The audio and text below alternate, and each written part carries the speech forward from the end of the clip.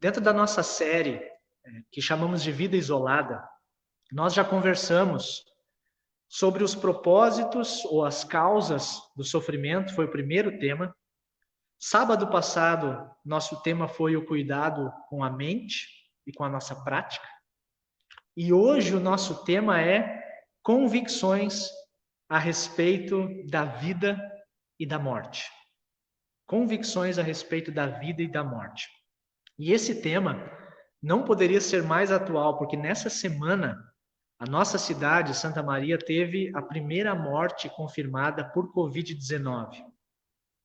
Foi uma senhora de 60 anos que faleceu no hospital aqui próximo, no USB, Hospital Universitário de Santa Maria. Não foi divulgado o nome, mas certamente essa pessoa tem família, tem amigos que sentem a perda repentina dela. Não são apenas números. Hoje, sábado, foi confirmada a segunda morte que aconteceu na UPA aqui da cidade. São pessoas, são familiares, são histórias, são vidas que essa pandemia está levando.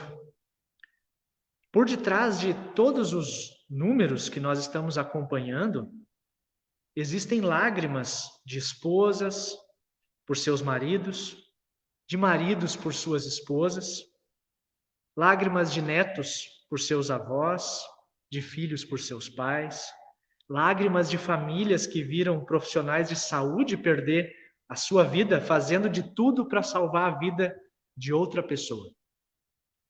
E o que a fé cristã tem a dizer para pessoas assim? O que a Bíblia tem a nos dizer quando nós enfrentamos situações como essa? Olha, seria teologicamente disfuncional se nós tratássemos a morte como algo simples e natural. A morte não faz parte do plano original de Deus. Deus não criou a gente para morrer. A morte é consequência do distanciamento de Deus que os nossos primeiros pais deliberadamente escolheram. Por isso nunca vai ser fácil, nunca vai ser natural enfrentar a morte de ninguém. Eu sempre me lembro da reação de Jesus quando ele soube da morte do seu amigo Lázaro, o irmão da Marta e da Maria.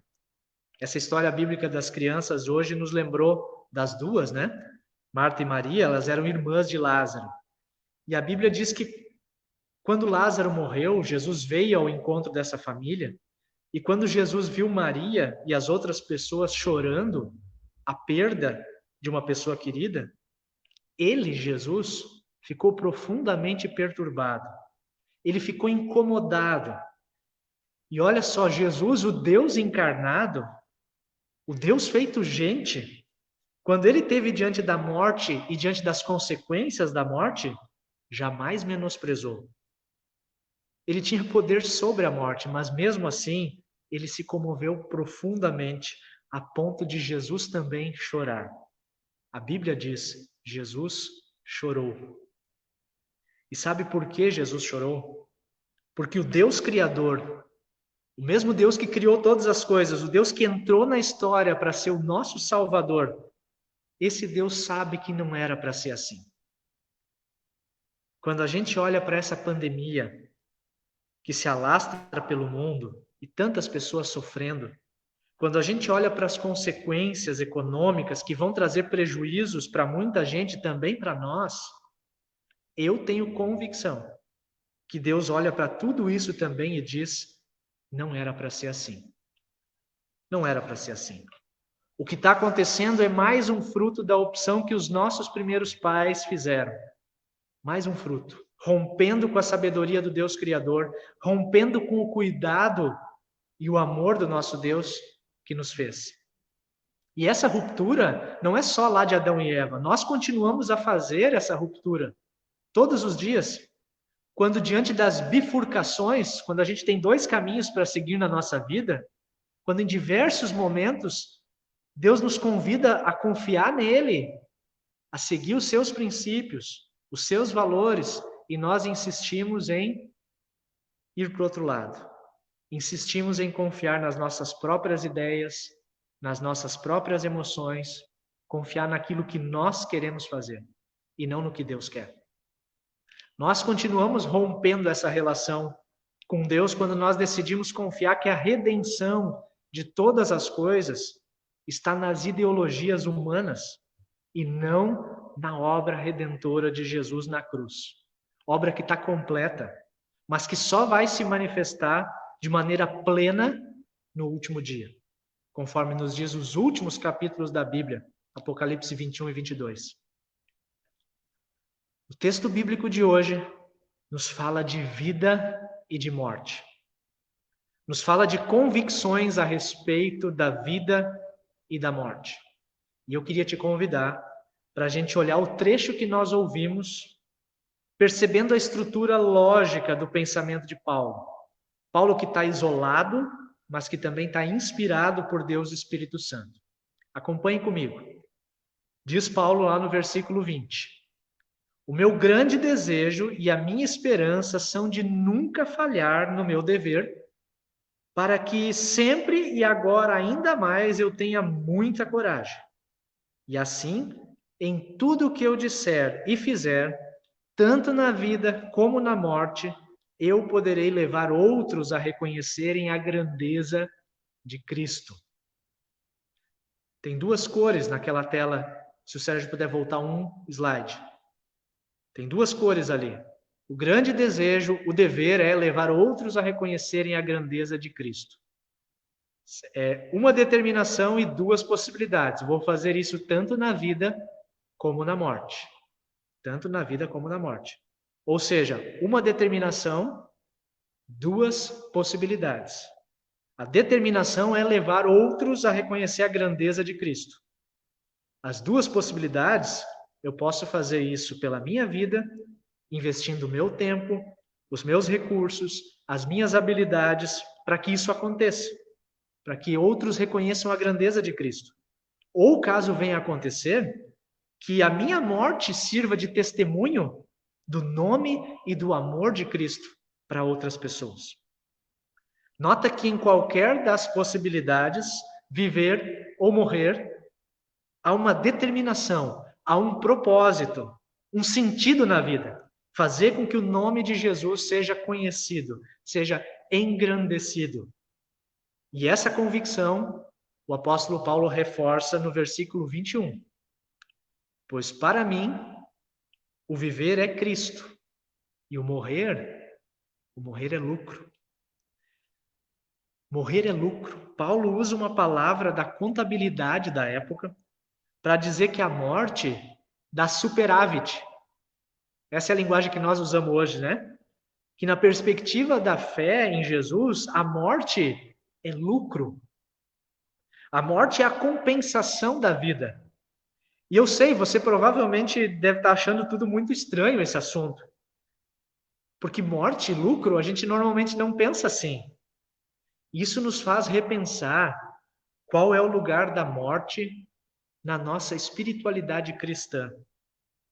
Porque a nossa geração de cristãos, ela se vê tão apegada ao sucesso econômico, à realização pessoal, à busca pelo sucesso, que nós não conseguimos ver a vida como um espaço para a glória de Deus.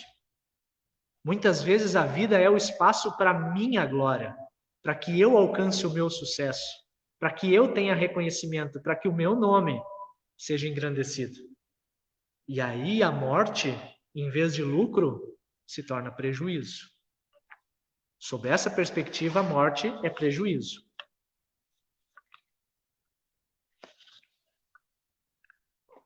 Agora, olha só como a carta aos Hebreus lida com essa questão. A conhecida galeria dos heróis da fé de Hebreus 11. Peguei um trechinho mais do final, a partir do versículo 33.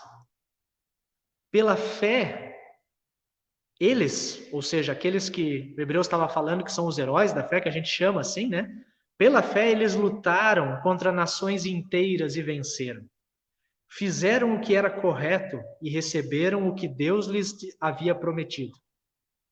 Fecharam a boca de leões, apagaram incêndios terríveis, escaparam de serem mortos à espada Eram fracos, mas se tornaram fortes. Foram poderosos na guerra e venceram exércitos estrangeiros. Existe uma boa parcela de cristãos que pega trechos como esse da Bíblia e começa a dizer para as pessoas que é assim que a nossa vida vai ser. Que tudo que o cristão fizer vai dar certo. Afinal, eles fecharam a boca de leões, apagaram incêndios, escaparam de serem mortos. Não há possibilidade de você ter problemas. Não existe a possibilidade de você perder o emprego. Não há possibilidade do seu pai, da sua mãe contrair o novo coronavírus. Não existe a possibilidade do seu filho, da sua filha se envolver com drogas. E muitos ensinam que basta você decretar a vitória em nome de Jesus na sua vida e ela vai acontecer. E se não acontecer, aí o problema foi seu, foi você que não teve fé suficiente para fazer tudo isso acontecer. Só que o mesmo capítulo 11 da carta aos Hebreus, nos versículos seguintes, continua falando sobre os mesmos heróis da fé. E o quadro é outro. Uns foram torturados até a morte. Eles recusaram ser postos em liberdade a fim de ressuscitar para uma vida melhor. Alguns foram insultados e surrados. Alguns não tiveram sucesso nas redes sociais, não tiveram muitas curtidas, muitos likes. Outros foram acorrentados e jogados na cadeia, é o caso do próprio apóstolo Paulo. Outros foram mortos a pedradas, cerrados ao meio, e outros mortos à espada. E poderíamos dizer aqui, por que não, alguns foram mortos por Covid-19. Andaram de um lado para outro, vestidos de peles de ovelhas e de cabras por causa das dificuldades financeiras. Eram pobres, perseguidos e maltratados, andaram como refugiados pelos desertos e pelos montes, vivendo em cavernas, em buracos na terra, e olha só que interessante, e eu botei um destaque nessa parte final. O mundo não era digno deles. O mundo não era digno dessas pessoas. O mundo não se mostra digno de pessoas que glorificam a Deus, apesar das circunstâncias. E o que faz as pessoas suportarem tudo isso e outras coisas sem desesperar, sem querer jogar a toalha? O que faz é a certeza de que quando os olhos se fecharem para o tempo, para a vida como a gente conhece, Deus vai abrir esses olhos para a eternidade. É a certeza da vida eterna pela fé no Salvador Jesus Cristo. A vida cristã, ela não é feita só de bem-estar, só de felicidade, só de prosperidade, de vitória. Também tem essas coisas. Mas a vida cristã é feita também de isolamento, é feita de dúvida, é feita de adversidades, de fracasso e de morte. A morte faz parte da vida cristã, sim.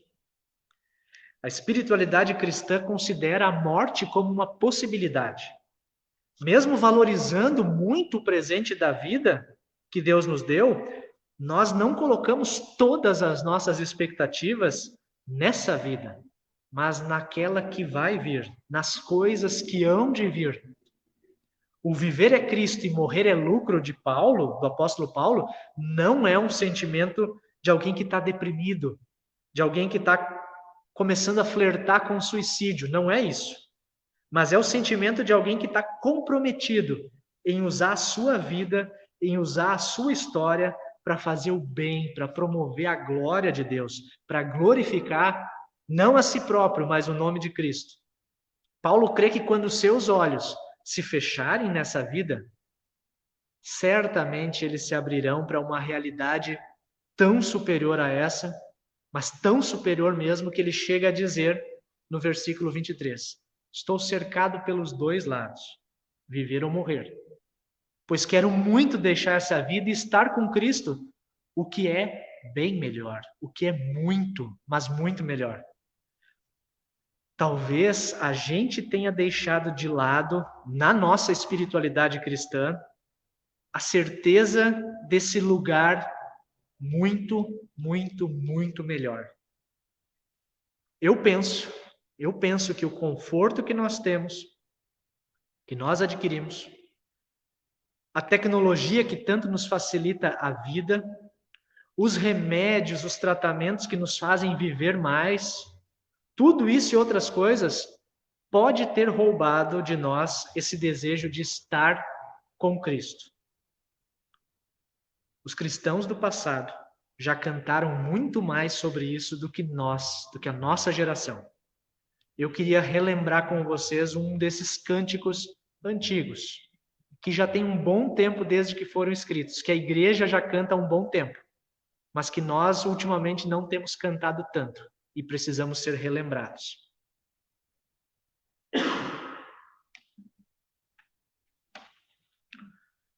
Essa canção está naquele cancioneiro nosso, da Igreja Luterana, número 205.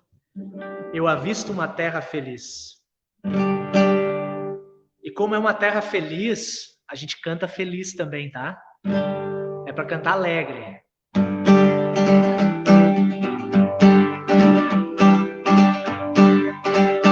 Eu avisto uma terra feliz, onde irei para sempre morar.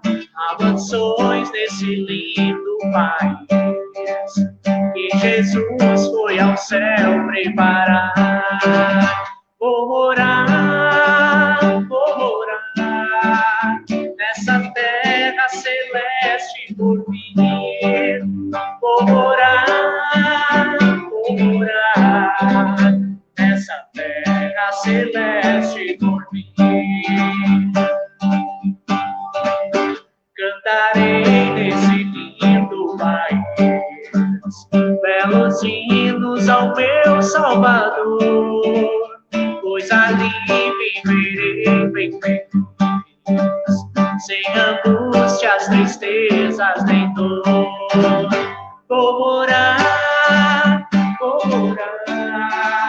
nessa terra celeste por vir. Vou morar nessa terra celeste por vir. Deixarei este mundo afinal para ir a Jesus adorar nessa linda cidade real. Meu ventura Jesus vai me dar. Vou morar nessa terra celeste por vir. Vou morar nessa terra celeste por vir.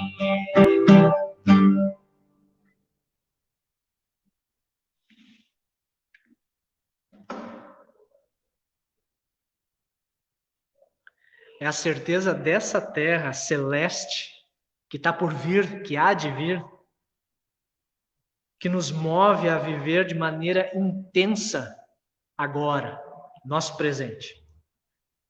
E não apenas viver intensamente, mas viver intensamente com o propósito de glorificar, de engrandecer o nome de Cristo entre nós.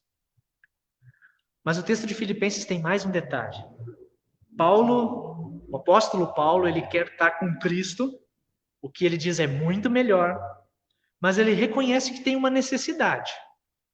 Ele precisa ficar na história para ajudar a igreja de Filipos e outras igrejas a crescer na fé. No versículo 23, ele diz: quero muito deixar esta vida e estar com Cristo, o que é bem melhor. Algumas traduções dizem é muito melhor.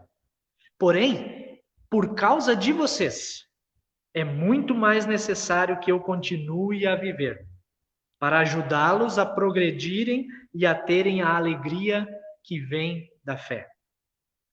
Paulo crê que a esperança da vida que há de vir com Deus na eternidade é muito melhor, é muito melhor, mas ele sabe que ele tem uma missão a cumprir no tempo presente. Então, ele procura perceber as possibilidades, as oportunidades para abençoar as pessoas que estão à sua volta. Nesse tempo de isolamento social, nesse tempo em que as coisas estão desacelerando, a economia está encolhendo, talvez seja o tempo da gente parar e refletir como é que Deus quer me usar para ser uma bênção para outras pessoas. Como eu posso guiar a minha vida para que essa vida seja para a glória de Deus, que essa vida engrandeça o nome de Cristo. Você já fez essa reflexão? E se caso eu vier a morrer? É uma possibilidade, não é? E se caso a minha morte chegar, de que maneira essa morte, a minha morte, seja ela como for, como é que ela pode glorificar o nome de Cristo? Reflete um pouco sobre isso, ao longo da próxima semana também.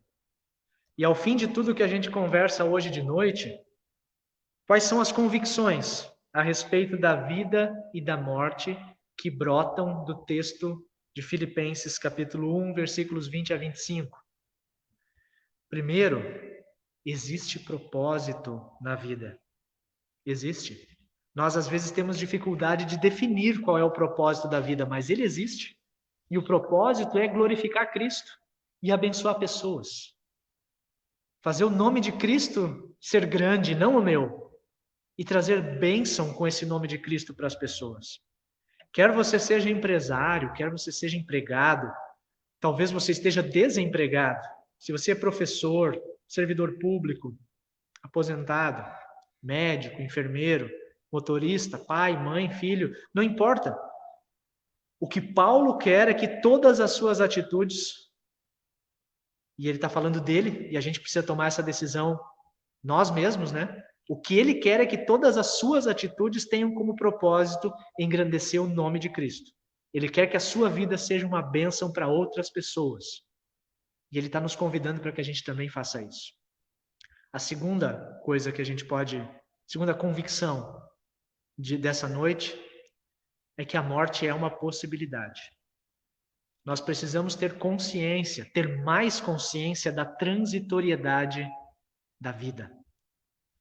O apóstolo Paulo, naquele trecho que nós lemos, nos passa a ideia de que nós devemos sim ser apaixonados pela nossa vida. Claro que sim, apaixonados pelo que nós fazemos. Devemos fazer o nosso melhor, nos esforçar para isso, viver com intensidade. Mas é preciso tomar cuidado para não amar mais a vida do que o Senhor da vida. Nós precisamos tomar cuidado para não se apaixonar mais pelas bênçãos que o Senhor nos dá na história do que o próprio Senhor que nos proporciona todas as bênçãos. Por isso eu acredito que a gente pode e até precisa reconsiderar o lugar da morte na nossa fé. A morte é uma possibilidade. Os óbitos por Covid-19 aqui em Santa Maria provavelmente vão aumentar ao longo dos próximos dias. Mas para todo aquele que crê no Jesus vivo, no Jesus ressuscitado desse tempo de Páscoa, existe a esperança. Não é nem uma esperança, é a única esperança. A certeza de um lugar definitivo. Um lugar que é muito, muito, muito melhor. O apóstolo Paulo, em outra passagem, chega a dizer é incomparavelmente melhor. Não há ponto de comparação daquilo que a gente conhece e aquilo que Deus tem preparado para nós. Eu quero terminar a mensagem hoje com uma promessa também escrita pelo apóstolo Paulo, só que numa outra carta, na primeira carta aos Coríntios. É um texto muito conhecido, mas muito profundo. Ele diz: olho nenhum viu, ouvido nenhum ouviu, e mente nenhuma imaginou o que Deus preparou para aqueles que o amam. Pensa nesse versículo e aplica na tua vida. Olho nenhum viu, ouvido nenhum ouviu, nenhuma mente imaginou o que Deus preparou para você. Porque eu tenho certeza que você o ama. E Ele te ama muito mais. Amém.